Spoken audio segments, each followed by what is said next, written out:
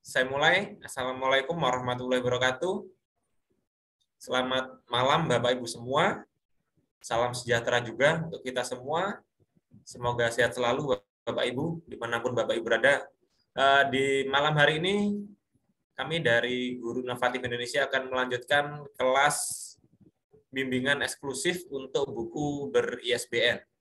Ini merupakan pertemuan yang kedua dari serangkaian kegiatan yang akan kita lakukan selama 1 bulan ini. Di minggu yang pertama, kita sudah membahas mengenai ide awal dari sebuah buku, kemudian jenis-jenis buku, dan juga bagaimana mungkin membuat judul buku, dan ya itu tadi jenis-jenis sebuah buku ya. Nah, di malam hari ini kita akan lanjutkan materinya dengan membahas topik bagaimana menghindari plagiasi buku dan juga bagaimana mengembangkan isi buku. Nah, diharapkan dari 2 materi itu, harapannya adalah buku yang nanti Bapak Ibu buat memang benar-benar buku yang original secara konten dan konteks, kemudian bukunya juga dikembangkan dengan baik. Jadi baik dari segi struktur, dari segi isi, dan mungkin dalam pengisian konten-konten yang lainnya seperti gambar dan aset-aset yang lainnya. Nah, selama 1 minggu ini saya lihat sudah banyak dari Bapak Ibu yang sudah mulai mengirimkan kerangkanya. Ada yang mungkin sudah siap draft sampai akhir, karena memang dari sebelum ikut kelas ini sudah hampir selesai ya Bapak Ibu. Ada yang mungkin sudah setengah jalan bukunya, ada yang mungkin baru kerangka saja, atau mungkin baru judul saja. Jadi tidak masalah Bapak Ibu. Kami berkomitmen Bapak Ibu ketika sudah masuk di kelas ini, di bimbingan eksklusif kelas buku ISBN ini, harapannya adalah buku Bapak Ibu akan kami bimbing sampai dengan draft selesai. Sehingga bimbingan kami tidak terbatas waktu 1 bulan. Secara formal, mungkin bimbingan ini kita tulis secara administrasi 1 bulan ini, dari awal bulan hingga akhir bulan Maret ini. Tetapi kami yakin atau kami tahu bahwasanya menulis buku ketika mulai dari nol akan sangat susah kalau dikerjakan dalam 1 bulan. Ya, masih bisa, tapi biasanya lebih gitu ya. Karena itu, maka Bapak Ibu ketika mungkin lebih dari 1 bulan, tidak perlu registrasi kembali, silakan terus lanjut diskusi di grup, mengirimkan draftnya sampai dengan selesai. Nanti kalau sudah selesai, baru Bapak Ibu bisa menghubungi tim editor kami, tim layouter kami untuk proses lebih lanjut, proses meng-ISBN-kan, mulai dari pembuatan cover, kemudian layout, kemudian hingga terbit buku Bapak Ibu dengan nomor ISBN. Ya. Mungkin itu sedikit pengantar dari saya. Untuk selanjutnya, sesungguhnya materi untuk malam ini sudah kami share, baik mengembangkan isi buku maupun menghindari plagiasi buku, tetapi di sini akan kami review kembali secara singkat, mungkin masing-masing materi sekitar 10 menit. Selebihnya kita akan lebih banyak diskusi malam ini. Untuk kesempatan pertama, saya beri kesempatan untuk Bapak Dr. Muhammad Soehardi untuk menyampaikan materi bagaimana mengembangkan isi sebuah buku ber-ISBN. Silakan Pak Soehardi. Baik, terima kasih Pak Andi atas kesempatannya. Saya buka. Assalamualaikum warahmatullahi wabarakatuh, dan selamat malam Bapak Ibu, dan semoga Bapak Ibu sehat selalu. Kita belajar kembali dan bertemu kembali Bapak Ibu. Mungkin ada yang sudah bertemu saya di kelas yang lain, dan malam hari ini juga kita bisa berdiskusi, namun topiknya dengan topik pengembangan naskah buku, ataupun Bapak Ibu yang akan menulis buku dan nanti akan tujuannya adalah kita akan ber-ISBN-kan buku. Nah, jadi setelah naskah Bapak Ibu jadi, kemudian kita akan proses menuju ISBN. Baik, izin saya share screen. Nah, sesuai dengan materi yang kami kirimkan di WA Group, dan kami sudah mengirimkan materi PowerPoint dan penjelasan juga secara lengkap di sana. Namun kita sedikit akan coba ulang sekitar 5 menit atau 10 menit terkait dengan kita akan kembangkan isi naskahnya ataupun kontennya pada minggu kedua. Karena minggu pertama Bapak Ibu sudah mulai memikirkan buku apa nih, topik apa yang akan saya tulis. Nah, kemudian Bapak Ibu sudah mulai untuk membuat kerangka atau daftar isi sementaranya. Karena daftar isi sementara itulah yang akan menjadi panduan Bapak Ibu untuk selanjutnya. Nah, ketika sudah ada kerangkanya, nanti Bapak Ibu akan sudah lebih terarah. Saya akan menulis apa, ataupun saya akan mencari literatur apa, gitu ya. Baik, untuk diketahui, kita di Guru Inovatif ini juga memiliki penerbit yang sudah merupakan anggota Ikatan Penerbit Indonesia, yang nantinya setelah naskah Bapak Ibu jadi, kemudian penerbit akan mengajukan ISBN di Perpustakaan Nasional. Seperti yang diketahui Bapak Ibu, untuk mendapatkan ISBN itu kita tidak bisa untuk secara pribadi untuk mengajukannya, tetapi melalui penerbit yang sudah terdaftar dan kredibel seperti itu. Untuk mengembangkan isi naskah Bapak Ibu, yang pertama yang harus Bapak Ibu lakukan atau kita sebagai penulis harus lakukan memang tidak lain dan tidak bukan adalah kita harus menjadi pembaca yang baik. Nah, karena memang ketika kita ingin menjadi seorang penulis, apakah itu buku, apakah itu cerpen, apakah itu puisi dan lain sebagainya, fiksi dan non fiksi, kita harus menjadi pembaca juga yang baik, gitu kan. Jangan hanya kita berharap menjadi penulis yang baik, tapi kita tidak menjadi pembaca yang baik juga. Sama juga ketika kita ingin berbicara ataupun kita ingin menjadi seorang orator yang baik, kita juga harus menjadi pendengar yang baik juga. Nah, itu saling berkesinambungan dan saling erat kaitannya, gitu. Kalau Bapak Ibu tidak banyak membaca referensi, tidak banyak untuk membaca sumber-sumber ataupun literatur-literatur yang berhubungan dengan apa yang Bapak Ibu ingin tulis, mustahil rasanya. Karena sebuah naskah itu kan seperti yang disebutkan kemarin, itu minimal 50 halaman jika ingin mendapatkan ISBN. Ya. Lalu kalau kita hanya mengandalkan intuisi ataupun karangan semata, mungkin akan sulit rasanya Bapak Ibu. Nah, itulah saran pertama yang malam ini akan saya berikan atau saya menjadi pembuka, yaitu kita harus menjadi pembaca yang baik juga. Dan mudah-mudahan kita semua yang hadir di sini juga berniat ataupun sudah melakukan menjadi pembaca yang baik ini. Baik, untuk kemarin Bapak Ibu sudah membuat kerangka. Kurang lebihnya seperti ini. Apakah harus sama? Tidak. Tergantung dari konten ataupun yang Bapak Ibu ingin bahas. Apakah harus saya mulai dengan bab 1, pendahuluan seperti itu? Tidak, mungkin saja langsung dengan bab 1, konsep dasar langsung kan. Konsep dasar penelitian. Tidak harus pendahuluan. Nah, karena itulah Bapak Ibu harus banyak membaca buku-buku referensi. Di materi sudah banyak sekali buku-buku ataupun contoh, tidak banyak sebenarnya yang kami lampirkan sebagai contoh, tapi kemarin sudah disampaikan Bapak Ibu mencari referensi buku di Google Book. Nah, di Google Book itu gratis Bapak Ibu. Bapak Ibu tinggal melihat, mencermati, dan silahkan Bapak Ibu kembangkan sendiri. Lalu apakah buku yang harus kita tulis ini harus murni original, belum ada buku sebelumnya? Tidak juga Bapak Ibu. Karena sesungguhnya materi-materi yang ada nantinya itu berasal dari kutipan juga, berasal dari sumber-sumber yang lain juga, yang tentunya merupakan sumber ilmiah. Ya. Nah, lalu Bapak Ibu tinggal membuat kerangka. Nah, saya lihat kerangka buku yang Bapak Ibu kirimkan sudah hampir 90% sudah oke. Nah, dan saya melihat juga sudah paham nih Bapak Ibu ingin menulis apa. kemudian Bapak Ibu bidangnya apa.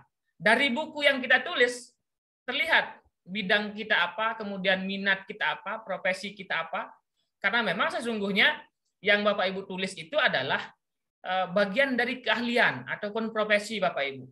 Nah, kalau untuk urusan angka kredit pasti akan dilihat itu. Kalau enggak nyambung dengan buku yang ditulis, dengan mata pelajaran ataupun profesi Bapak Ibu, saya rasa tidak bisa dinilai seperti itu. Itu terkait dengan angka kredit.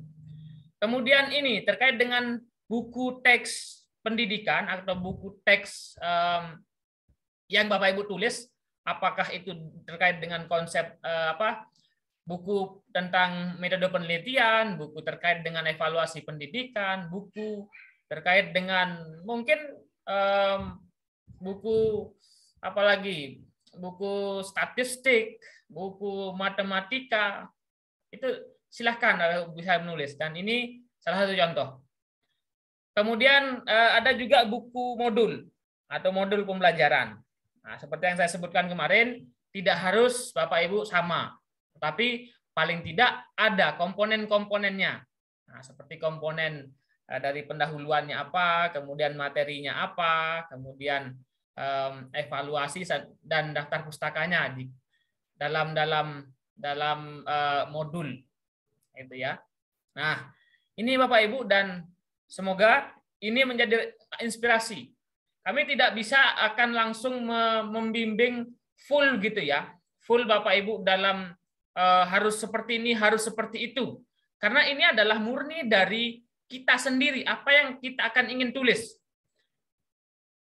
Pembimbing ataupun reviewer hanya mengarahkan, oh mungkin ini bisa ditambahkan materi, kemudian materinya lebih dispesifikkan lagi seperti itu. Hanya itu. Tapi terkait dengan isi, terkait dengan konten dari buku Bapak Ibu lah yang menentukannya. Nah ini. Kemudian terkait dengan buku pelajaran, mungkin Bapak Ibu ingin juga membuat buku pelajaran tersendiri. Nah, Bapak Ibu mungkin di kelas mengajar matematika, mengajar bahasa Indonesia, nah, bisa Bapak Ibu buat sendiri dari buku ajar Bapak Ibu. Nah, ini contoh-contoh kerangka yang Bapak Ibu bisa coba ikuti. Dan dasarnya adalah sama Bapak Ibu, yang bisa berasal dari RPP, RPS Bapak Ibu. Sesungguhnya RPP dan RPS itu sudah menjadi kerangka tersendiri. Ataupun daftar isi sementara Bapak Ibu sudah dapat sebenarnya. Untuk Bapak Ibu yang menjadi seorang guru ataupun dosen. Nah, tinggal disusun seperti ini pada daftar isinya. Kemudian ada buku fiksi. Nah, mungkin Bapak Ibu guru bahasa Indonesia ataupun yang suka menulis buku cerpen, puisi, pantun dan lain sebagainya, itu bebas Bapak Ibu. Sekali lagi untuk kontennya, untuk konten yang Bapak Ibu tulis dan strukturnya bebas. Apakah Bapak Ibu ingin menggunakan yang kiri ataupun kanan dalam buku kumpulan puisi ataupun kumpulan cerpennya, ini boleh semua. Ya. Yang jelas, yang menjadi bobot nanti adalah dari isinya, dari konten yang Bapak Ibu tawarkan. Apakah ada hal sesuatu yang baru, hal yang menarik. Nah, itu yang nanti akan kita pikirkan dan kita akan coba untuk buat bersama-sama. Karena nanti Bapak Ibu juga akan bekerja sama dengan editor, bekerja sama dengan reviewer untuk seperti apa naskah ataupun covernya misalkan. Oh, covernya menariknya seperti ini. Layout bukunya tentu karena ini buku pantun, nggak mungkin Bapak Ibu akan layout ataupun isinya sama dengan modul ataupun buku ajar. Nah, pasti ada dari sisi bahasa, dari sisi layout buku, struktur penulisan, dan cover tentu akan ada perbedaan, dan itu yang menjadi pembeda. Nah, setelah Bapak Ibu buat kerangka, nah kerangkanya sudah ada nih, sudah Bapak Ibu bayangkan dan coba melihat-lihat struktur isi buku. Nah, kedua Bapak Ibu harus lakukan yaitu Bapak Ibu kumpulkan literatur-literatur yang ada. terkait dengan buku yang Bapak Ibu ingin tulis. Kalau Bapak Ibu menulis buku terkait dengan metode penelitian, silakan Bapak Ibu kumpulkan semua mungkin, sebanyak mungkin, semaksimal mungkin buku-buku ataupun konten-konten yang sejenis. Ya. Untuk apa gitu kan? Untuk menjadi referensi Bapak Ibu. Karena sekali lagi namanya buku apalagi buku non fiksi ini memang harus berasal dari sumber-sumber yang sebelumnya. Nah, apakah itu nanti Bapak Ibu akan hanya memindahkan gitu ya, memindahkan dari isi bukunya. Kalau buku metodologi penelitian ini bukunya Sugiono ada, bukunya Moleong ada, bukunya Prof. Ari Kunto juga ada gitu kan. Kemudian penulis-penulis yang lain pasti banyak sekali kan. Kemudian belum lagi buku yang dari luar, buku dari banyak sekali penulis-penulis yang ada di luar juga yang Bapak Ibu bisa kumpulkan. Nah, kalau untuk gratisnya silahkan dicari di Google Book itu ataupun seperti ide pada minggu pertama. Apakah harus ada perbedaan yang Bapak Ibu harus tulis nanti? Kan ini sudah ada Sugiono, nggak mungkin kita akan kalahkan bukunya Sugiono kan? Dia sudah bestseller. Nah, gitu kan. Bagaimana posisi kita menjadi seorang penulis yang baru? Tentu Bapak Ibu harus menuangkan ide baru gitu ya. Ataupun sesuatu hal yang baru. Kalau nggak ada hal yang baru, mungkin untuk mendapatkan pasar mungkin susah. Kecuali hanya sebatas kita ingin menjadi koleksi pribadi ataupun kita hanya sebagai syarat untuk kenaikan pangkat, ya it's okay lah. Tetapi buku yang baik tentunya harus ada perbedaan dengan yang lalu. Kan buku terkait dengan penelitian kualitatif itu banyak sekali. Ada ratusan mungkin penulisan ataupun penulis ataupun buku terkait dengan penelitian kualitatif ini. Lalu kita sebagai penulis yang baru, ide baru ini harus ada. Misalkan kalau buku lama hanya sebatas teori, ya buku lama hanya sebatas teori, kita buat buku yang baru ada contoh-contoh. Ada praktik di lapangan seperti apa. Jadinya nanti mungkin kalau di buku awalnya penelitian kualitatif. Nah, kita tambahkan sedikit nih. Teori, kemudian praktek, dan contoh. Nah, itu sangat mantap sekali bukunya. Jadinya nggak hanya bercerita bahwa penelitian kualitatif itu apa, tapi kita bisa menambahkan kontennya terkait dengan contoh-contoh terkait dengan bagaimana penerapannya di lapangan. Nah, jadinya studi kasus itu bagaimana penerapannya di lapangan, kemudian contoh-contoh artikelnya, contoh instrumennya, bisa Bapak Ibu tambahkan. Dan itu akan sangat-sangat, kalau Bapak Ibu berniat untuk komersilkan buku, akan sangat-sangat bagus sekali. Nah, ini. Kemudian mungkin buku terkait dengan pembelajaran daring. Nah, ini mungkin sangat mungkin bagi Bapak Ibu baru gitu ya. Kalau Bapak Ibu lihat di Google ini buku-buku ataupun cover-cover buku ini saya ambil dari Google Book Bapak Ibu. Nah, ternyata sudah banyak yang menulis. Nah, lalu Bapak Ibu mengambil ide barunya adalah ataupun judul barunya, silahkan di compare ataupun dibandingkan apa kira-kira yang berbeda nih. Nah, oh, saya akan tulis medianya, media pembelajaran online di masa pandemi. Jenis-jenis medianya, operasional, dan contoh hasil-hasil penelitian. Oh, sangat keren Bapak Ibu jika Bapak Ibu berhasil menulis itu. Kalau ini mungkin hanya sebatas pembelajaran e-learning, menyampaikan pembelajaran di masa pandemi itu seperti apa. Tapi kita selaku penulis yang baru, pengembang yang baru, penulis yang berupaya untuk menulis naskah yang lebih update lagi, kita tambahkan. Nah, apalagi ada hasil-hasil penelitian, Bapak bisa rangkum, cari hasil-hasil penelitian, kemudian bagaimana pendapat-pendapat ahli, kemudian pendapat-pendapat pelaku di lapangan, itu Bapak Ibu bisa tambahkan, keren. Jadi tidak hanya sekedar buku teori, tetapi ada hal yang baru. Itulah gunanya Bapak Ibu mengumpulkan artikel ataupun literatur yang sejenis. Nah, sama juga dalam buku pelajaran.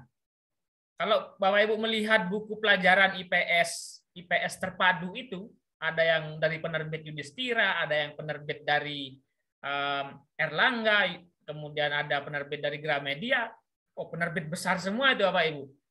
Lalu kita sebagai penulis baru gitu kan, kalau kita hanya menjiplak ya jadi jiplakan, sudah plagiat jadi namanya. Tapi kalau kita modifikasi, kita tambahkan, kita compare dengan hal-hal yang baru seperti tadi, itu akan menarik. Nah, IPS terpadu. Nah, IPS terpadu mungkin dari sisi kita tambahkan ilustrasi yang baru, kemudian gambar-gambar yang baru, ataupun kita berikan sesuatu pengalaman kita sebagai pengajar IPS terpadu ini apa. Nah, jadi tidak hanya sekedar mungkin materi tertulis, tetapi ada ilustrasi juga Bapak Ibu bisa tambahkan. Nah, ilustrasi itu ya terkait dengan materinya. Misalkan Bapak Ibu menjelaskan materi terkait dengan pahlawan revolusi misalkan. Nah, pahlawan itu nanti ada Bapak Ibu bisa tampilkan gambarnya juga, gambar tentu yang bagus gitu kan, yang dari sisi resolusi, dari sisi warna itu bagus. Kemudian Bapak Ibu bisa tambahkan ilustrasi bagaimana pahlawan revolusi itu dulu berjuang gitu kan. Nah, jadi tidak hanya sekedar teori Bapak Ibu. Nah, tujuan dari Bapak Ibu ambil literatur ini tentu Bapak Ibu memperkuat argumentasi. Nah, argumentasi yang Bapak Ibu sampaikan di naskah Bapak Ibu akan semakin kuat. Lalu menghargai karya orang lain. Nah, tentu penulis yang lama juga kita hargai, dan memang kita akan cantumkan sumbernya nanti. Ada daftar pustaka, kemudian ada dalam kutipan juga kita akan kutip di sana. Kemudian memberikan informasi kepada para pembaca. Nah, kemudian ini penting Bapak Ibu. Ketika Bapak Ibu nanti karya ini akan dibaca oleh jutaan orang, apalagi sudah zamannya online sekarang. Kalau Bapak Ibu menerbitkan di penerbit kami, itu sudah akan terindeks Google Scholar dan akan masuk dalam Google Book nantinya, akan dibaca oleh jutaan orang. Nah, ini akan Bapak Ibu akan dikenal. Karena seperti yang saya sampaikan kemarin, ketika Bapak Ibu menjadi penulis, maka Bapak Ibu akan dikenal oleh dunia. Ya. Kemudian menghindari plagiarisme. Nanti akan dibahas oleh Pak Randi terkait dengan plagiat dari buku ini. Makanya buku yang kita tulis itu sebaiknya ada modifikasinya, ada hal-hal yang baru Bapak Ibu tampilkan. Nah, tipsnya dari saya Bapak Ibu hanya sederhana sebenarnya, karena memang sekali lagi saya tidak bisa mengajak Bapak Ibu satu pemikiran, pasti ada pemikiran-pemikiran yang lain, pemikiran-pemikiran yang baru. Kami hanya coba untuk mengarahkan. Seperti ini, seperti itu. Kemudian mungkin Bapak Ibu tambahkan sedikit ini supaya lebih menarik, seperti itu ya. Itu yang kami bisa lakukan. Tipsnya adalah setiap alinea berisi satu pokok pikiran. Pokok pikiran itu maksudnya dalam paragraf itu ada hal yang Bapak Ibu ingin sampaikan yang menjadi inti. Nah, jangan sampai dalam satu pokok pikiran itu hanya kalimat-kalimat pendukung saja. Nah, mungkin Bapak Ibu menyampaikan satu, misalkan terkait dengan media pembelajaran. Nah, media pembelajaran ini apa seperti itu. Kemudian Bapak Ibu bisa tambahkan kalimat pendukung, media pembelajaran ini akan sangat cocok ataupun sangat dan bisa diaplikasikan di sekolah. Nah, itu mungkin satu contoh pokok pikiran yang Bapak Ibu bisa sampaikan di satu paragraf. Lalu kedua, menggunakan kalimat-kalimat pendek dan mudah diingat. Jadi jangan sampai naskah Bapak Ibu, apalagi di sekolah di tingkatan rendah pembaca Bapak Ibu ataupun di kelas dasar, jangan sampai paragrafnya panjang sekali gitu ya. Cukup satu paragraf pendek saja, 10 sampai 20 per kalimat gitu ya. Itu jangan sampai satu buku itu nggak ada jeda di situ. Nah, titik komanya itu pun harus jelas di sana. ketika Bapak Ibu ingin kita memahami buku, tentunya harus jelas tanda baca juga.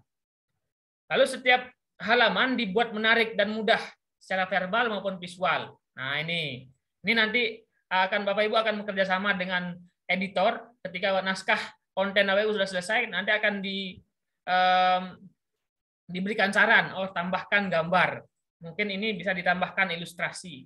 Kita nanti editor akan desain dia ilustrasi itu, kemudian akan di layout dengan baik, kemudian sehingga warna, kemudian gradasi dan tampilan satu lembar itu oke gitu.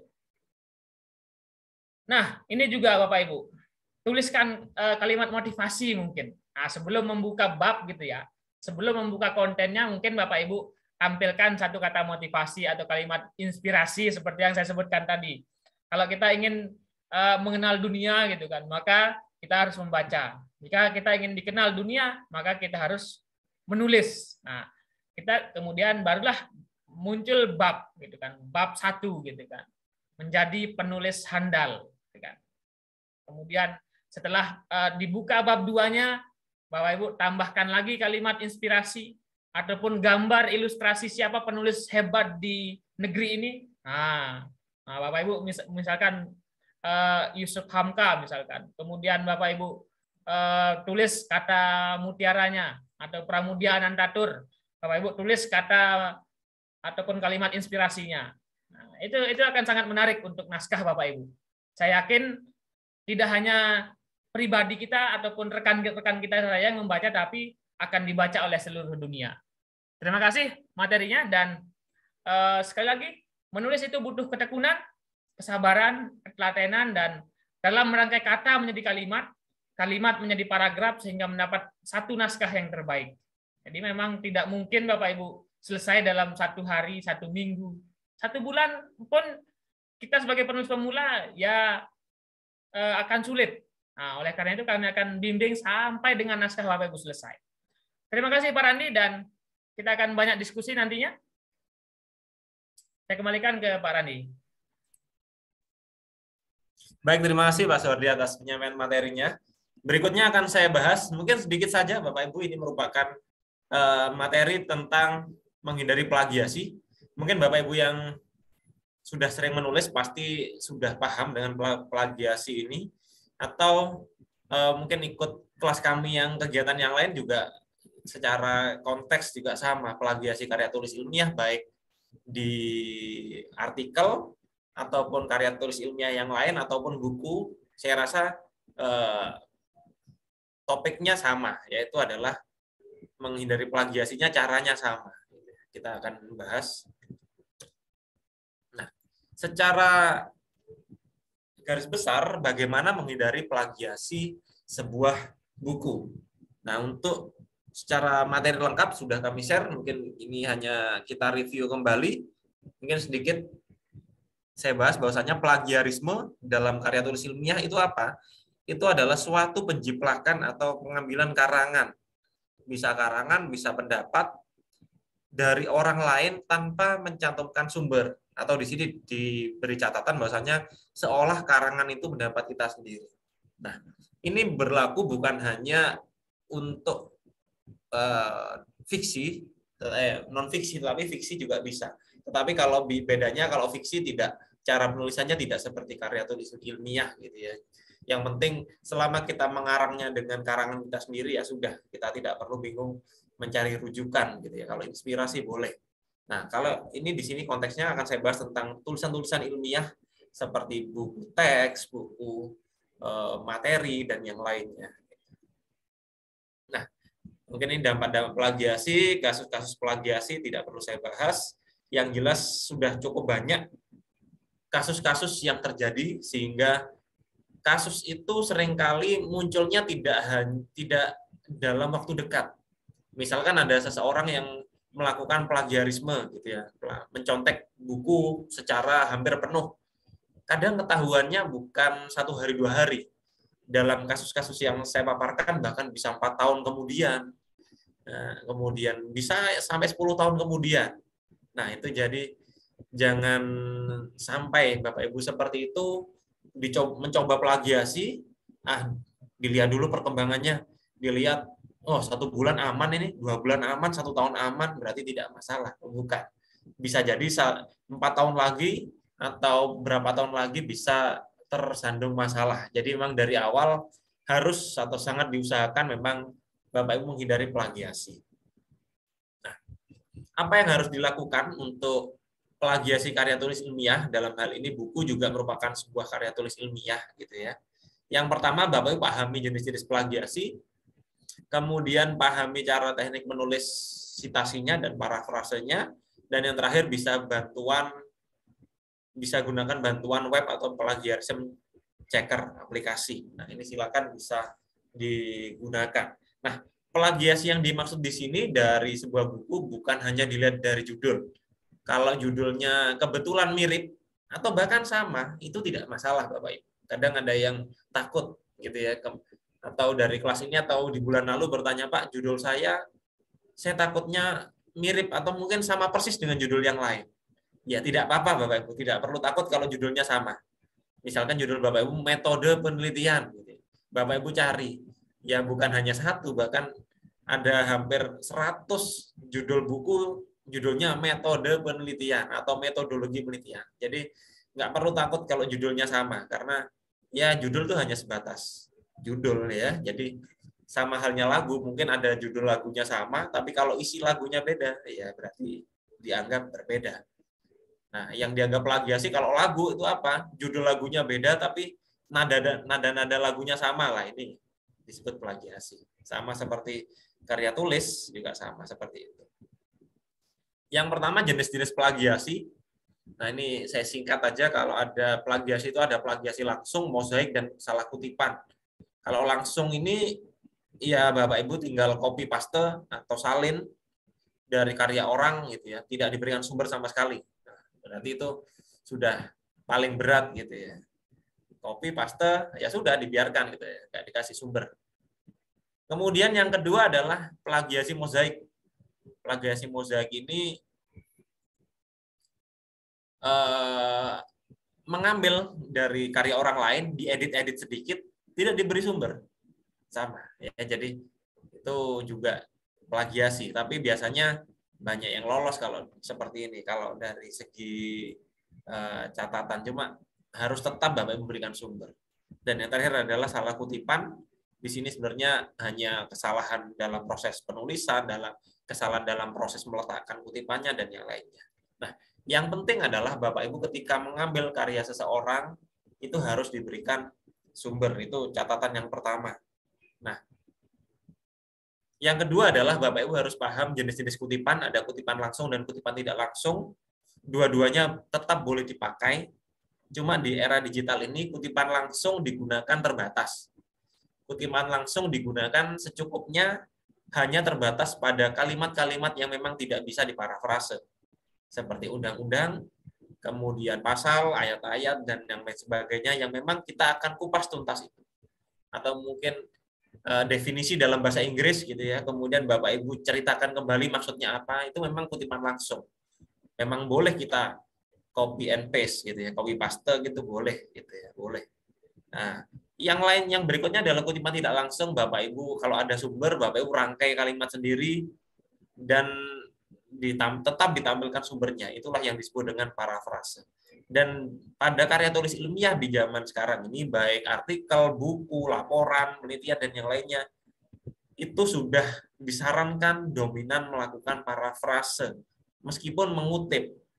Karena itulah yang disebut dengan kutipan tidak langsung. Agar apa?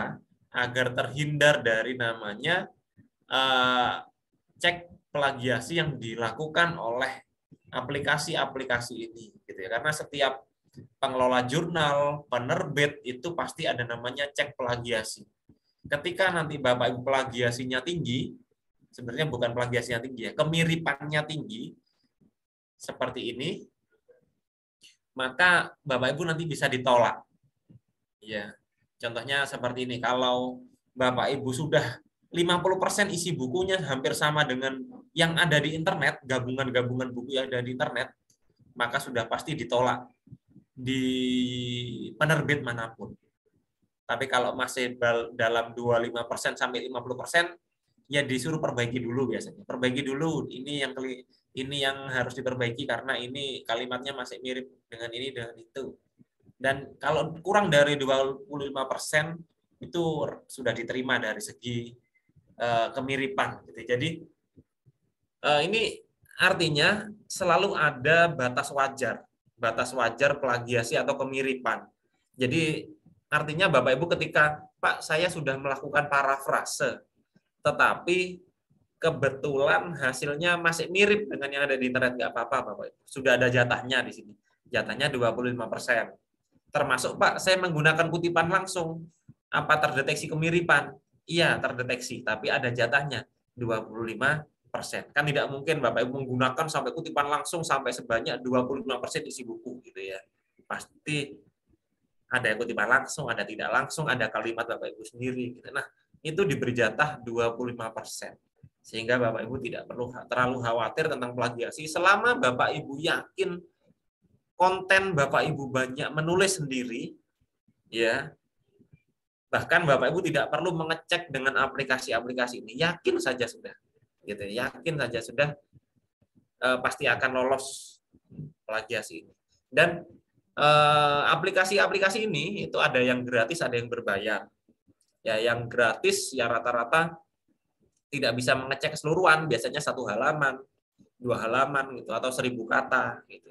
Tapi kalau yang berbayar bisa sampai penuh. 40 halaman sampai 100 halaman bisa gitu ya, atau lebih. Nah, itu bisa. Nah, kalau Bapak Ibu kesulitan menggunakan aplikasi ini, Bapak Ibu nggak perlu khawatir. Sekali lagi nggak perlu ngecek sendiri, Bapak Ibu tinggal nanti tunggu saja kalau memang sampai mendekati akhir tidak ada revisi dari penerbit, biasanya memang sudah lolos plagiasi itu aja ya. Jadi nggak perlu dicek-cek terus. Kadang sering kali cek, kadang malah bingung, malah panik gitu. Ada warnanya Pak, merah Pak gitu ya. Kan ada warnanya ketika dicek gitu ya. Warnanya Pak, ternyata tulisan saya mirip Blogspot.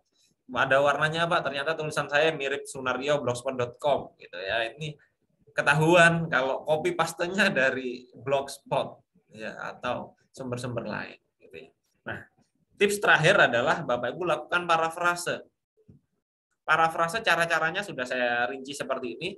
Tipsnya adalah langsung pada tips-tipsnya Bapak Ibu dapat gunakan sinonim, dapat menggunakan ungkapan sepadan, ubah kalimat langsung jadi tidak langsung, ubah aktif jadi pasif, dan lain sebagainya.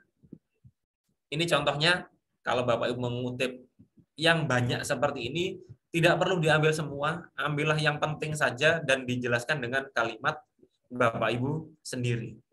Ya, yang jelas Bapak Ibu punya gaya penulisan sendiri. Inilah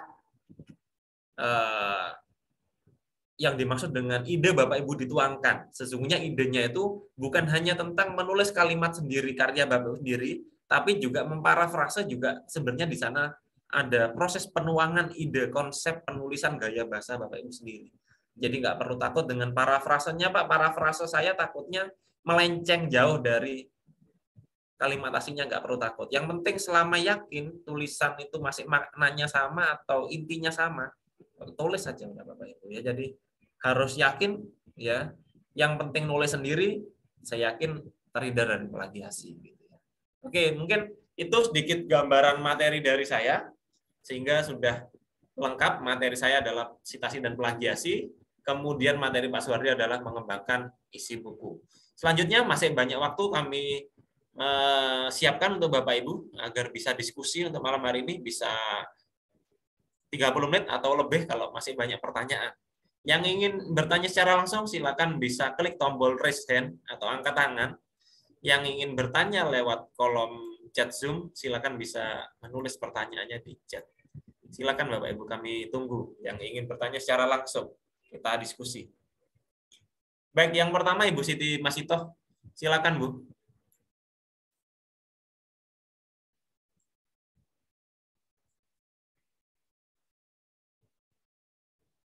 Diklik dulu Ibu, unmute. Oke, terima kasih Pak Randi atas kesempatan yang diberikan.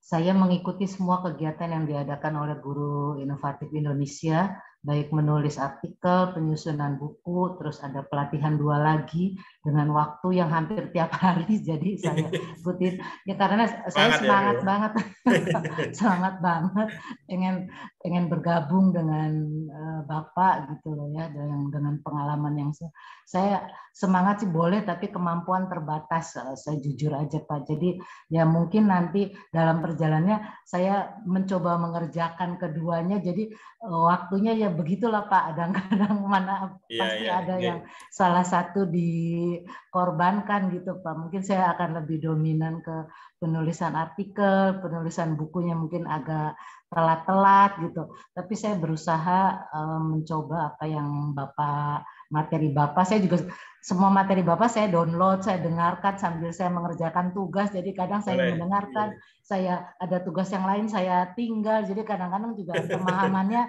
ya tadi Pak separuh-separuh gitu loh Pak. Makanya saya juga mendengarkan pertemuan ini dengan harapan apa yang sudah saya download, apa yang sudah saya dengarkan, ya separuh-separuh itu supaya lebih paham lagi. Jadi saya mohon dengan sangat kalau nanti dalam prosesnya mungkin saya agak ya saya intinya pelan-pelan saja, yang penting selesai gitu Pak. Baik. Jadi mohon ya Pak pengertian dan bimbingannya. Terima kasih. Baik, terima kasih Bu Siti Masito atau Bu Imas ya Bu ya. Saya ingat. Oke, terima kasih Bu Imas. Baik, seperti yang saya sampaikan di awal bahwasanya kelas kami itu tidak terbatas waktu, kayak lagu ya, tidak tanpa batas waktu gitu ya, kayak lagu yang Ikatan Cinta gitu ya, tanpa batas waktu. Betul nggak Ikatan Cinta? Ya, jadi memang itu kelas kami, sehingga mungkin yang hadir di malam hari ini sesungguhnya kalau Bapak Ibu tahu ini bukan hanya peserta kelas bulan Maret Bapak Ibu. Kami undang kembali peserta bulan Februari, Januari, dan mungkin ada yang bulan sebelumnya. Kami undang lagi. Agar apa? Agar yang mungkin sudah lesu semangat lagi ikut lagi tanpa harus registrasi kembali. Jadi sekali ikut bisa ikut Zoom selamanya gitu ya. Jadi ini layanan dari kami agar Bapak Ibu tuntas. Pokoknya sampai tuntas gimana caranya gitu ya. Itu biar semangat, karena kalau hanya ikut Zoom 1 bulan kadang nggak selesai gitu. Kalau nggak ikut lagi biasanya ditaruh ya, nggak selesai. Ya, tipsnya adalah memang benar Ibu Siti Masito bahwasannya kalau ikut banyak kelas dan pastinya ada proyek-proyek setiap kelasnya, dan Ibu siapkan salah satu dulu. Kadang kalau bercabang, ini buat pendahuluannya ini, buat pendahuluannya buku, ini buat kadang nggak fokus gitu, benar sekali. Jadi bisa salah satu dulu dituntaskan, nanti salah satu itu bahkan bisa dibukukan Ibu. Misalkan Bapak Ibu membuat sebuah penelitian menjadi artikel ilmiah. Nah, kenapa nggak artikel ilmiah ini nanti sekalian dibukukan sekalian, tetapi dalam bentuk buku referensi yang sebenarnya topiknya bisa 70%, 80% juga hampir sama gitu. Nanti kita akan bahas di pertemuan ketiga. Artinya biar agar sekali mendayung bisa jauh gitu. Jadi sekaligus mungkin Bapak Ibu kan kita mengadakan kelas ada 4 macam untuk Bapak Ibu guru ya. Ada kelas PTK, best practice, buku, dan artikel ilmiah. Bahkan itu bisa diteliti dengan 1 PTK. 1 penelitian tindakan kelas bisa Bapak Ibu guru ubah jadi best practice, ubah jadi artikel ilmiah, dan ubah jadi buku. Nah, sekalian ya, sekalian. Artinya itu sedikit tips dari kami. Yang pasti ketika melakukan bentuk perubahan-perubahan tersebut, meskipun milik sendiri, tapi tetap harus diparafrase. Yang jelas, paling nggak tidak harus mendayung dari awal. Kita sudah melakukan satu untuk semua. Gitu ya. Mungkin itu dari saya. Nah, kita lanjut dulu. Berikutnya nanti bisa sharing lebih lanjut Ibu Siti Masito. Berikutnya Bapak Effendi, silakan Bapak bisa bertanya secara langsung. Oke Pak, selamat malam buat Pak Randi Pratama. Terima kasih. Tadi Bapak sudah menjelaskan bagaimana kita apakah plagiat atau tidak ya. Yang mau saya tanyakan, kami kan sudah membuat itu. Kebetulan saya tim di grup ini sama Ibu Risma udah buat buku. Buku yang kami buat itu bahan ajar ya, sesuai dengan RPS ya. Jadi sekarang kan mau masuk ke materi, kebetulan kami bagi bab 1 itu ada beberapa item ya. ada sampai apa namanya sampai Q ya. Jadi misalnya seperti ini, saya isu-isu pelayanan kebidanan misalnya. Terus saya mengambil apa itu isu? Isu adalah bla bla bla bla bla. Kadang di buku itu tidak ada kutipannya. Itu dibuat hanya di belakang-belakang. Apakah memang bisa seperti itu, Pak? Itu yang pertama. Baik. Yang kedua, apakah memang di dalam mengutip ini kita manual atau menggunakan Mendeley ya? Biasanya seperti yang Bapak katakan tadi, ada juga buku yang kita baca atau memang lebih bagus juga kita ngambil dari Google Scholar ataupun jurnal. Karena di Google Scholar itu pasti ada nanti di situ kutipan dari mana. Dan biasanya memang kalau kita mengutip itu harus mencari pengutip yang pertama ya. Baru nanti kita citasi menggunakan Mendeley. Jadi yang menjadi pertanyaan saya di dalam membuat buku ini, apakah bisa yang manual tadi, apakah harus menggunakan Mendeley juga ya Pak? Terima kasih. Baik, terima kasih Bapak Effendi Sianturi. Oke, langsung saya jawab karena masih terkait dengan citasi, ya pengutipan. Yang pertama adalah cara mengutip, ya.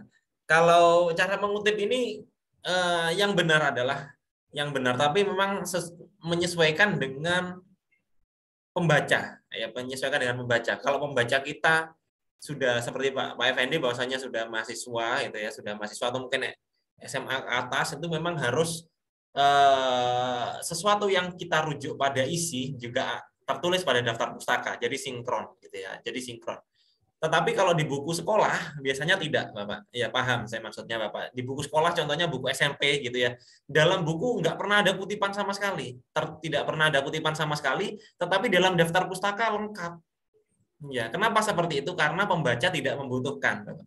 Karena membaca siswa SMP apalagi SD gitu ya, tidak membutuhkan sumber ini diambil dari mana, nggak butuh. Tapi kalau mahasiswa itu masih butuh.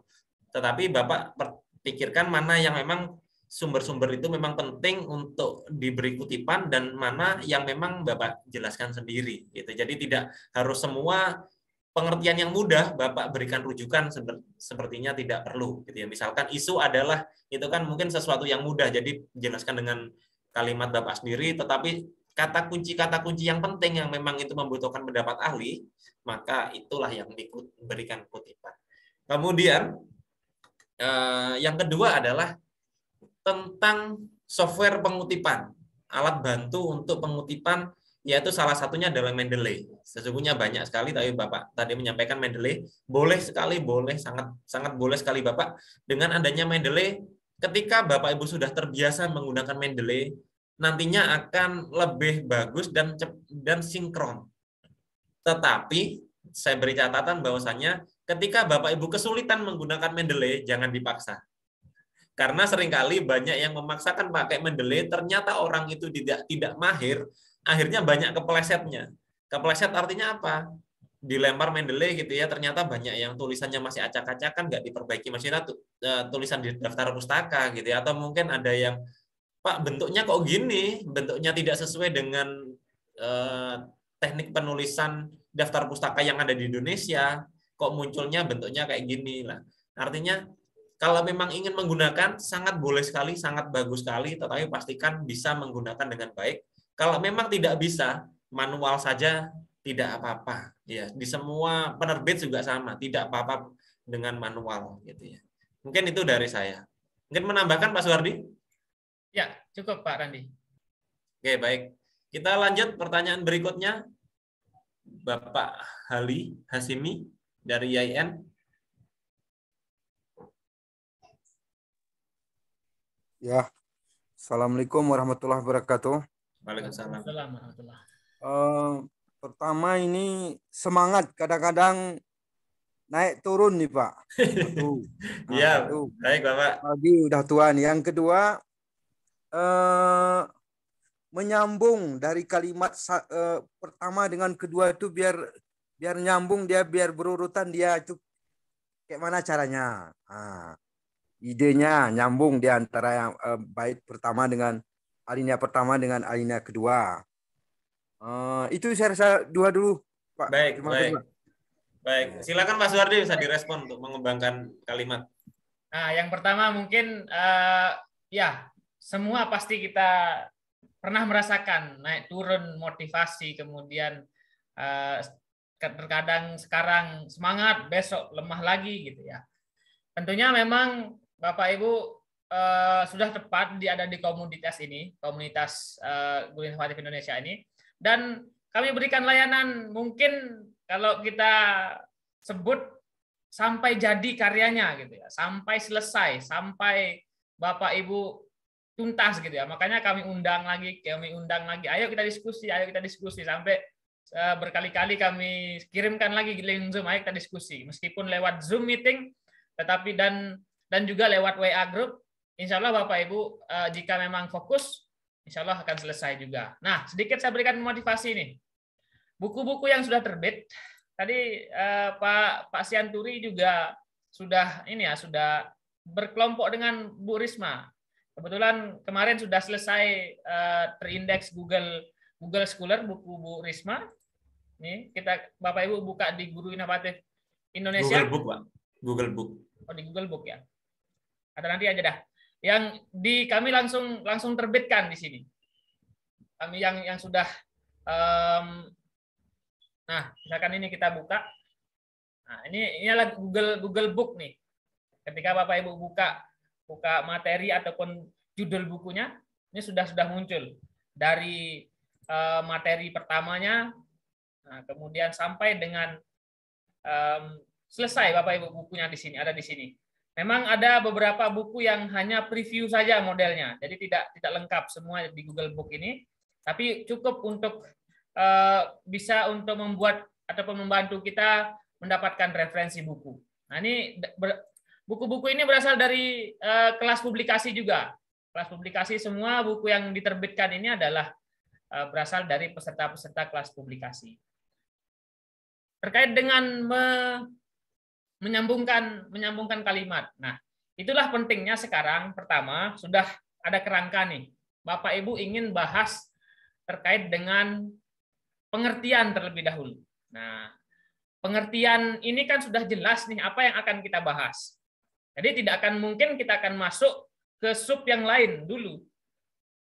Hanya fokus dalam bahasan pengertian, misalkan pengertian media. Oke. Nah, pengertian media ini tentu Bapak Ibu akan mengutip di referensi 1, referensi 2, referensi 3. Oke. Referensi 1 menyatakan bahwa media adalah ini. Kemudian selanjutnya menurut referensi 2, media merupakan ini.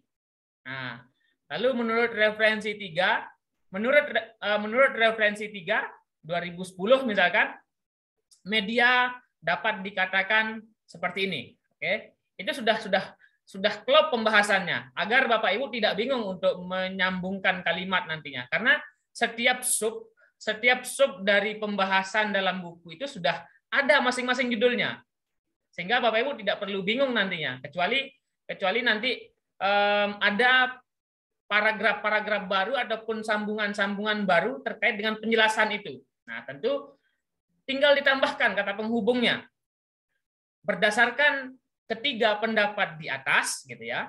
Berdasarkan ketiga pendapat di atas, bahwa dijelaskan media adalah seperti ini, gitu kan. Bapak Ibu otomatis memberikan sebuah kesimpulan di sana bahwa media adalah bla bla bla bla. Nah, kan cukup nyambung, hanya kita menambahkan kata ataupun frase penghubung. Nah, misalkan juga Bapak Ibu ingin menjelaskan satu teori nih. Bapak Ibu mengutip satu teori, misalkan media pembelajaran merupakan bla bla bla gitu ya. Lalu Bapak Ibu ingin menambahkan satu pendapat ataupun satu pandangan dari seorang penulis. Nah, gitu. Silahkan Bapak Ibu cari kata penghubung yang mungkin bisa dipakai untuk menjelaskan kalimat selanjutnya. Media pembelajaran dalam penerapan gitu kan. tapi tetap sama pembahasannya. Bapak Ibu, jika paragraf pertama yang Bapak Ibu ingin bahas di paragraf kedua, tentu harus sesuai dengan apa yang Bapak Ibu bahas pada paragraf pertama terkait dengan media pembelajaran. Paragraf kedua juga harus mendukung ataupun berasal dari inti paragraf pertama terkait dengan media pembelajaran itu. Nah, silahkan Bapak Ibu coba dulu tuangkan tulisannya. Nanti kami akan koreksi. Biasanya kami koreksi per paragraf. Kalau Bapak Ibu mengirimkan naskah besok, kami biasanya koreksi seperti itu, dan sudah jelas Bapak Ibu ingin mengganti ataupun Bapak Ibu bisa tambahkan kontennya nanti. Nah, seperti itu. Saya kembalikan ke Pak Randi. Oke, baik. Terima kasih Pak Suwardi atas masukannya. Mungkin sedikit tambahan dari saya untuk merangkai sebuah kalimat selain yang sudah disampaikan Pak Suwardi, dengan memberikan kesimpulan dari beberapa jenis, bisa juga Bapak Ibu membuat kalimat yang beruntun, gitu ya. Kalimat beruntun itu kalimat 2 lanjutannya kalimat 1. Itu biasanya diberi kata kunci di akhir kalimat, gitu ya, di akhir kalimat, gitu ya. Misalkan perangkat pembelajaran terdiri dari ini dan ini. Nah, kalimat terakhirnya itu bisa dilanjutkan menjadi kalimat berikutnya, gitu. Nah, itu biasanya seperti itu juga bisa, Bapak Ibu. Yang jelas itu untuk menyambungkan kalimat dalam sebuah paragraf. Kalau untuk menyambungkan antar paragraf, sangat disarankan membuat kerangka yang sudah disampaikan, yaitu mungkin dalam sebuah bab Bapak Ibu tulis dulu paragraf 1 apa, paragraf 2 apa. Biasanya kalau dengan konsep sudah menyiapkan konsep paragraf 1 tentang apa, paragraf 2 tentang apa, otomatis nanti bisa nyambung. Ya, kalau memang dari awal belum menyiapkan itu, kadang lompat. Gitu. Nah, itu mungkin bisa dikonsep pelan-pelan, Bapak Ibu. Oke, kita lanjut dulu. Silakan Bapak Samsudin dari MTSN 3. Dari Jakarta ya, Pak? Ya, betul. Nah, sudah selesai, Bapak, bukunya, Bapak? Ya, alhamdulillah. Justru itu yang akan saya tanya. Baik, silakan, Bapak. Oke. Terima kasih atas kesempatannya, Pak Randi dan Pak Hardi. Alhamdulillah, buku yang sebelumnya sudah saya kirim tanggal 4 Maret yang lalu. Mudah-mudahan nanti ada kabar baiknya gitu. Berikutnya saya juga sudah mulai menulis lagi buku teks ya. Tapi kelihatannya ini agak lama karena ini ngikutin idealisme gitu. Tapi tiba-tiba di tengah jalan nih saya di sekolah, jadi bekerja sama gitu ya dengan sebuah lembaga penelitian. Alhamdulillah 10 kelompok anak saya itu mampu menyelesaikan karya tulisnya gitu. Nah itu langsung kepikiran nih, nah ini kan bagus nih kalau ditulis ya. Nah saya mau narahannya, apakah ini lebih tepat saya tulis sebagai best practice atau ditulis menjadi apa gitu? Karena saya lihat itu ternyata tulisan anak-anak itu nggak kayak anak-anak gitu. Ternyata tulisannya bagus-bagus karena memang dibimbing oleh instruktur yang bagus. Tulisan gitu. Apa Bapak? Kalau boleh tahu tulisan apa Bapak? Macam-macam. Ada yang tentang humaniora, ada yang sains, ada yang aplikasi, ya teknologi, gitu. Makanya apakah saya lebih baik menulisnya sebagai best practice saya atau ini kumpulan tulisan anak-anak ini bisa dibukukan atau gimana gitu? Mohon masukannya. Terima kasih. Baik, terima kasih. Silakan Pak Suwardi bisa direspon. Baik, Bapak Ibu yang mungkin ya, karena memang dalam naskah itu agak panjang soalnya kan, karena satu buku itu sampai dengan 50 halaman minimal kan. Jadinya memang kami butuh waktu untuk membaca, kemudian kami saling oper untuk dibaca oleh reviewer ataupun editor kedua, ketiga, dan seterusnya. Jadi memang dibutuhkan waktu dan mohon ditunggu kalau sekiranya dalam 1 kali 24 jam belum selesai karena memang ada banyak. Kalau artikel dan laporan-laporan itu 1 kali 24 jam sudah kami koreksi semuanya.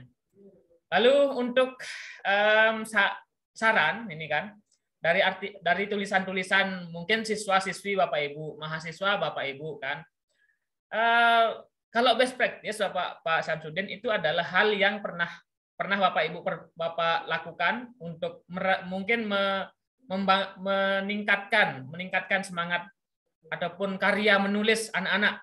Nah, jika Bapak Ibu melakukan tindakan itu ataupun memberikan satu treatment itu bisa jadi best practice. Bisa Bapak tulis menjadi artikel best practice ataupun laporan best practice. Nah, tentu juga output karya itu juga bisa Bapak Ibu bukukan. Nah, misalkan kumpulan tulisan, tapi tentu harus pilih dulu. Jika memang Bapak mau buat satu rumpun judul gitu ya, tentu isinya juga satu rumpun gitu. Misalkan terkait dengan humaniora saja, ataupun eksak, sains saja gitu ya. Tapi jika Bapak Ibu hanya ingin mengumpulkan jadi satu saja, boleh juga mungkin karya anak apa gitu bahasanya di sana untuk judul bukunya, it's okay, tidak masalah. Yang penting dan karya itu terbukukan dengan jelas jadinya. Jadi tidak hanya sebatas makalah ataupun tidak hanya sebatas paper. Kita sebagai guru, saya juga terus terang banyak juga ketika makalah-makalah kan kita sering berikan tugas mahasiswa kan ataupun siswa. Nah, makalah-makalah itu kita satukan jadi satu. Oh, pembahasan ini, pembahasan 1, pembahasan 2, pembahasan 3. Ternyata cukup jadi 50 lembar kita bukukan, ISBN kan, it's okay. Nah, tetapi tentu saja itu butuh dari perjuangan Bapak Ibu untuk mengumpulkan itu. Ya, itu saran Pak Syamsuddin. Silakan Pak Randi. Ya, oke. Terima kasih Bapak atas jawabannya. Itu Bapak jadi boleh membukukan hasil karya siswa boleh, tetapi kalau mungkin sedikit saya tambahkan bahwasanya ketika Bapak Ibu di sini seorang guru atau dosen atau apapun itu membukukan karya siswanya atau mahasiswanya boleh sekali, tetapi dengan catatan mencantumkan semua yang menulis. Ya, jadi istilahnya buku apa istilahnya?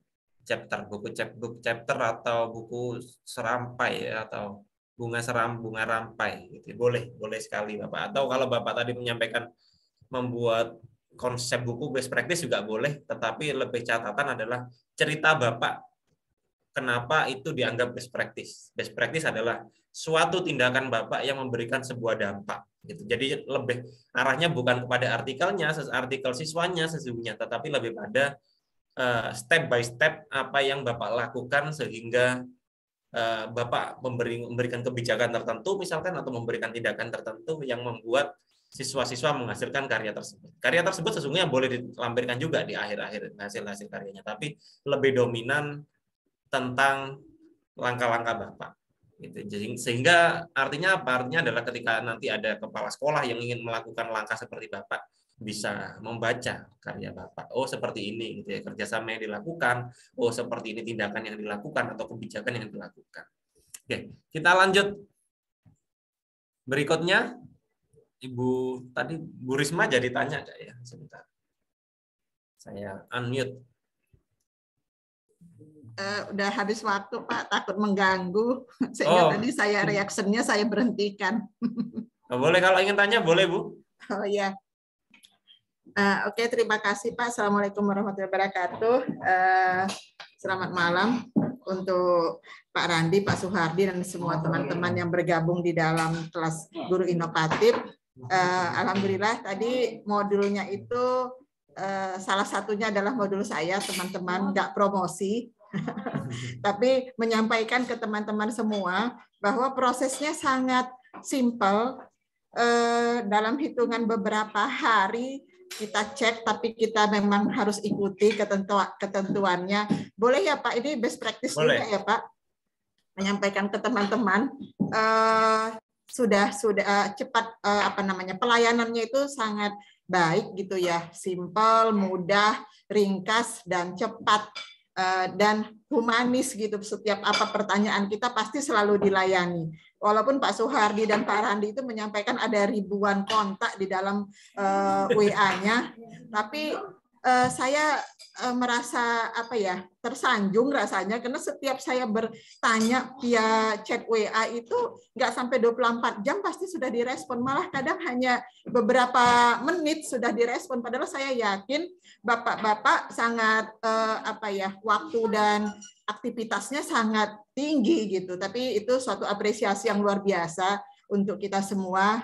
Ini teman-teman mungkin ada yang masih baru, ketepatan saya perkenalkan juga ya Bu Siti Masito, saya dari Polkesmed Bu, Politeknik Medan. Tadi Bu Masito saya lihat Polkes Jati, Jakarta 3 ya Bu Siti? Iya, sama Polkes ya. Ya, jadi kami juga ada selalu saya juga mengajak teman-teman di dalam menggiatkan kegiatan Guru Inovasi Indonesia ini, karena memang ini menjadi suatu keharusan bagi kita semua di dalam memasuki era baru ini yang memaksa kita mau tidak mau, suka tidak suka harus menjebur ke dalam kolamnya teknologi dan inovasi gitu. Sehingga walaupun jadi saya selalu mengingatkan ke teman-teman juga, itu usia bukan jadi suatu masalah, tapi yang penting kita punya kemauan, punya keinginan untuk berkembang. Pasti semuanya bisa berhasil gitu. Ketepatan saya mungkin bukan promosi dan bukan membanggakan diri, teman-teman di sini banyak yang sudah S3 juga, dan dalam hal ini saya sedang menyelesaikan disertasi dalam proses turun ke lapangan, dan saya melibatkan tim Guru Inovasi Indonesia di dalam membangun komitmen teknologi dan inovasi dosen di Kota Medan, dan insya Allah sangat bermanfaat untuk kita semua. Itu hanya memberikan masukan ya Pak, berbagi sharing hal-hal yang sangat membuat pencapaian kita akan lebih baik lagi gitu. Kemudian ini saya sampaikan ke Pak Soehardi atau Pak Randi, kan selama ini saya belum pernah membeli buku dari Google Book gitu. Biasa buku itu dari Bellbook, layanan apa itu namanya nak, beli buku itu? Google Play Book. Dari Shopee atau apa gitu, aplikasi-aplikasi pembelian buku. Nah, itu kan kita membayar jelas kemana gitu. Jadi mohon masukannya, informasinya Pak Randi. Kalau di Google Book itu kan kita, misalkan kita penulisnya, saya lihat ada berapa harga price yang dilabelkan di sana. Kira-kira itu nanti pembayaran atau sistem atau ada royalti atau apa gitu bentuknya untuk si penulis atau penerbit gitu. Itu satu. Yang kedua, tadi kan kita para prase itu suatu hal yang mutlak harus kita lakukan di dalam menulis apapun, apalagi akan kita publikasi. Di dalam para prase itu apakah di suatu hal yang diperbolehkan atau disarankan untuk menggunakan aplikasi, misalkan pakai aplikasinya dari Google itu kan ada Quillbot atau apa gitu. Nah, itu saja dulu Pak Randi. Baik, terima kasih. Assalamualaikum warahmatullahi wabarakatuh. Waalaikumsalam warahmatullahi wabarakatuh. Baik, terima kasih Bu Risma Hara Lubis atas pertanyaan dan ceritanya ya. Ya, memang Bu Risma ini saya lihat sangat semangat sekali, bukan hanya untuk kelas karya tulis, baik menulis buku ataupun karya tulis yang lain gitu ya. Saya masih ingat bahwasanya Bu Risma ini ikut mungkin dari awal tahun 2020-an ketika kami masih baru mendirikan Guru Inovatif Indonesia, sudah ikut beberapa kegiatan yang berkaitan dengan teknologi, mulai dari yang sederhana sampai yang rumit. Suka tidak suka atau mungkin kadang macet di jalan ataupun kadang itu tetap ikut gitu ya, nggak peduli mungkin narasumber kami mungkin levelnya secara titel di bawah Bapak Ibu, misalkan Bapak Ibu seorang S2 atau S3, tapi narasumber kami seorang guru, Bapak Ibu tetap mau belajar apapun itu. Saya salut dengan Bapak Ibu semua yang sudah semangat ikut kelas-kelas kami gitu ya. Oke, yang saya respon yang pertama adalah tentang royalti. Ya, ini karena memang kami penerbit masih baru dan selama ini memang belum ada juga yang proses pembelian di luar di luar proses, karena memang kita belum melakukan pemasaran yang masif dan belum bekerja sama dengan istilahnya kayak toko-toko buku. Tetapi nanti ke depannya kita akan membuatkan istilahnya kayak MOU lah atau sejenisnya lah dengan penulis, sehingga nanti penulis pastilah akan mendapatkan royalti. Untuk pembelian dari Google Book, kami masih dalam proses juga belajar, Bu Risma. Jujur masih dalam belajar. Kami sementara ini sudah berhasil mengupload karya Bapak Ibu di Google Book. Tetapi selama ini juga sudah kita coba tampilkan harganya, tidak ada juga, maksudnya belum menyebar ya, karena masih dalam proses indeksasi Google itu proses, jadi tidak langsung terbaca semua orang. Sekalipun terbaca juga rata-rata juga belum ada yang mencoba mengklik beli. Nanti kalau ada yang mengklik beli, nanti kemudian kita akan pasti langsung koordinasikan dan langsung kita akan sampaikan kepada penulis juga pastinya, karena kita akan melakukan istilahnya dalam proses komersialitas, kita akan melakukan penandatanganan kesepakatan bahwasanya berapa persen dan yang lainnya pasti ada. Cuma kami juga masih dalam tahap belajar gitu ya. Oke. Kemudian yang kedua adalah alat atau parafrase. Ya, parafrase apakah boleh menggunakan aplikasi? Tadi Ibu menyampaikan ada salah satu softwarenya atau web tool-nya, sangat boleh Ibu, tetapi dengan catatan Bapak Ibu bisa menggunakannya. Karena saya juga pernah menggunakan parafrase yang saya tahu dalam bahasa Inggris sangat banyak sekali. Jadi kalau tulisannya bahasa Inggrisnya ini, jadi bahasa Inggrisnya ini sangat banyak sekali. Tetapi kalau dalam bahasa Indonesia saya belum menemukan yang bagus, gitu. Yang bagus kadang ada yang nggak baik pokoknya. Maksudnya nggak baik tuh hasil kalimatnya tidak enak dibaca, gitu. Kalau hanya memparafrase satu kalimat, apa susahnya gitu ya, menulis manual sendiri daripada memasukkan software, ternyata kalimatnya ujung-ujungnya juga dicari sinonimnya gitu ya. Kadang hanya seperti itu rata-rata. Dan masih minim sekali untuk alat parafrase yang berbahasa Indonesia. Kalau bahasa Inggris sangat banyak sekali Bapak Ibu ya. Nah, mungkin itu dari saya, artinya tidak masalah. Mungkin Pak Suhardi menambahkan sesuatu? Cukup Pak. Baik. Kita lanjut berikutnya Bapak Damas. Silakan. Oke, selamat malam, Bapak. Pak Randi dan Pak Suhardi. Terima kasih untuk waktunya. Tertarik dengan apa yang sudah diungkapkan, saya sudah ikut 2 sesi ya, Jumat dengan hari ini. Banyak hal di grup sudah banyak yang mengirim. Saya juga sudah menulis tetapi belum bisa mengirim karena masih ragu-ragu. Begini Pak, saya sudah punya tulisan beberapa di majalah dan di koran nasional dan juga di beberapa majalah. Nah, rencana saya itu saya kumpulkan, dan sebenarnya waktunya itu ya semangatnya itu justru karena ada yang menggerakkan seperti ini. Jadi sudah lama sebenarnya. Tapi karena ada kelompok yang difasilitasi oleh Pak Randi dan Pak Suhardi, saya kira membangkitkan lagi itu ya. Rencananya begini Pak, ini sharing saja tentang profil biografi. Saya kan banyak menulis tentang biografi tokoh-tokoh gitu ya, yang sudah saya korankan. Lalu akan saya kumpulkan. Nah, kalau saya tulis lagi gitu ya, itu berarti kan sudah menjadi milik saya. Tetapi apakah itu menjadi seperti plagiasi itu ya? Di pengantar saya sudah saya beri introduksi bahwa tulisan saya itu rata-rata nanti akan sebagian besar yang sudah saya tulis di beberapa majalah atau koran, dan sebagian memang biografinya kan banyak di Wikipedia ya Pak. Apakah kalau ngambil di situ lalu mengutip atau kan kalau cerita tentang tokoh itu kan bisa diceritakan, atau dari situ kan bisa boleh. Seperti apa Pak? Makasih. Oke, baik, terima kasih. Ya, mungkin saya respon dulu, nanti ditambahkan oleh Pak Suhardi. Yang pertama adalah tentang tulisan Bapak yang sudah dimuat di media massa gitu ya. Apakah boleh ditulis kembali di sebuah buku? Boleh, Bapak. Boleh. Kalau ingin ada poin-poin penting, ya boleh tampilkan penuh, boleh. Tidak diparafrase, boleh. Dengan catatan tampilkan bahwasanya dimuat di koran mana gitu ya, atau mungkin majalah mana, kemudian dilanjutkan dengan paragraf-paragraf penjelasan yang bahwasanya apa sih maksudnya yang Bapak tuh sudah tulis di atas gitu ya. Tapi kalau ingin ditulis kembali, tulis kembali dengan bentuk lain di parafrase juga boleh juga. Itu yang pertama. Yang kedua adalah ketika Bapak Ibu menggunakan Wikipedia, apa boleh? Sesungguhnya boleh saja, tetapi jangan langsung di-copy dari Wikipedia.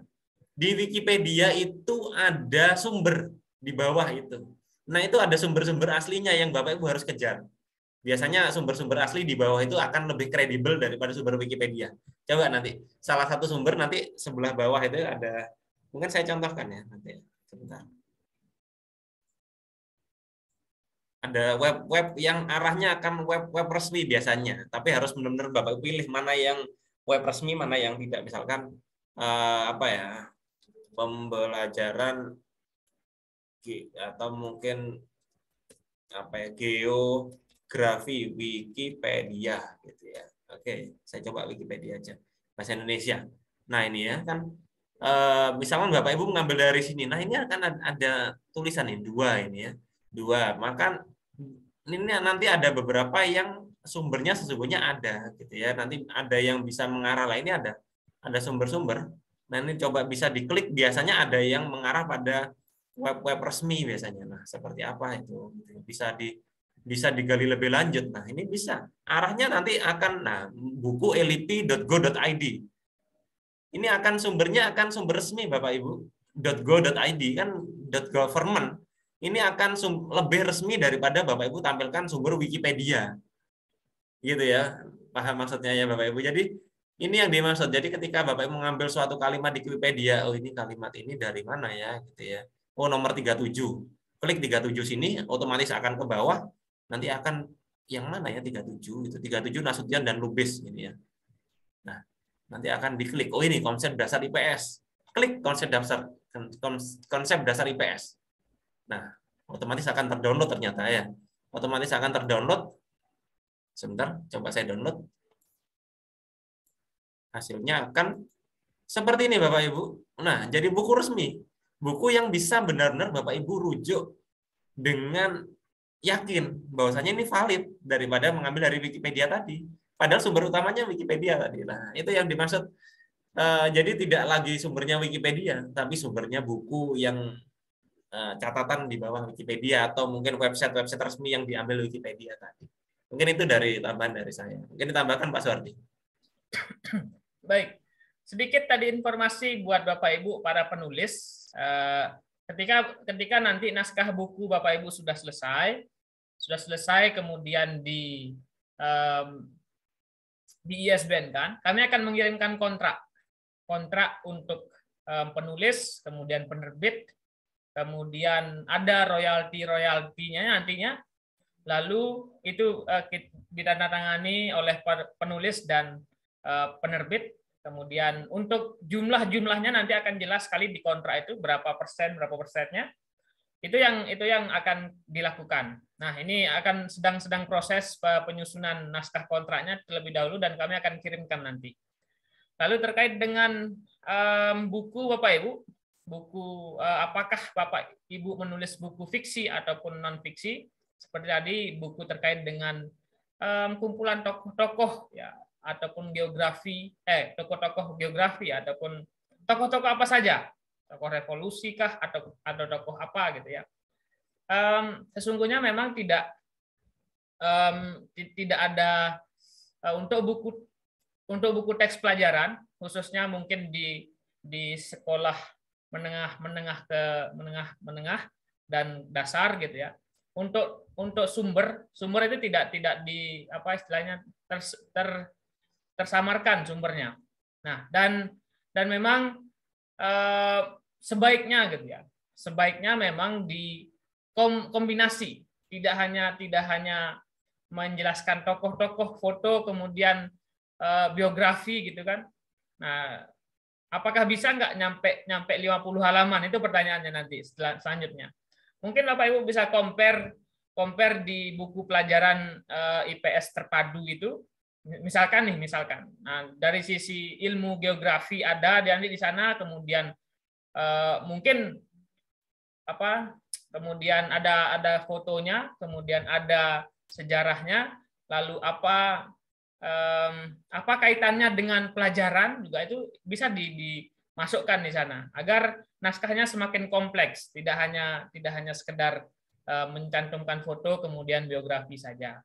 Itu yang dasarnya. Untuk plagiat insya Allah tidak masuk di sana. Yang penting sumber buku ataupun sumber jurnal itu jelas di daftar pustaka. Ya, jangan sampai tidak dicantumkan sumbernya. Itu yang paling penting. Itu Pak Randi. Baik, mungkin bisa jawab pertanyaan di kolom chat. Pak Suhardi ada 1 atau 2 pertanyaan. Oke. Hampir lupa saya di chat ini. Sumber referensi boleh semuanya e-book. Ya, untuk sumber referensi sangat boleh. Karena zaman sekarang kan zamannya digital. Jadi nggak perlu Bapak Ibu apa istilahnya ke perpustakaan cari-cari buku yang dipajang-pajang itu akan sulit. Sekarang Bapak Ibu tinggal ketik di Google Book, ya, ketik Google Book itu, kemudian Bapak Ibu cari di buku yang ataupun topik yang sesuai dengan yang Bapak Ibu tulis, itu akan keluar semua. Mungkin di Google Book itu tidak semua lembaran buku dipajang di sana, tetapi preview ataupun isi pokoknya itu sudah muncul di sana. Nah, sama seperti sebentar. Nah, sama seperti buku Ibu Risma tadi. Jadi tidak semua ditampilkan pada Google. Nah, ini kalau tidak salah saya buka. Nah, jadi hanya preview. Nah, sama juga daftar isinya tidak semua ternyata dimasukkan di sini. Ini bukan kami yang atur, tetapi langsung dari Google-nya dari sana. Nah, nah ini juga sudah terpotong-potong, tetapi kan sudah ada intinya nih. Ada inti dari hipnosisnya, apa pengertian. Nah, ini Bapak Ibu bisa dapatkan ini. Nah, di copy paste apakah bisa nih? Gimana cara kalau copy paste? Mungkin nggak bisa ya. Bapak Ibu bisa tinggal baca-baca, kemudian tentukan sumbernya, gitu ya. Nah, ini ya some page are omit from this book preview. Tidak semua gitu ya. Hanya ini saja yang dipajang gitu kan. Nah, itu yang Bapak Ibu bisa ambil ataupun bisa cek dia di sumber-sumbernya. Lalu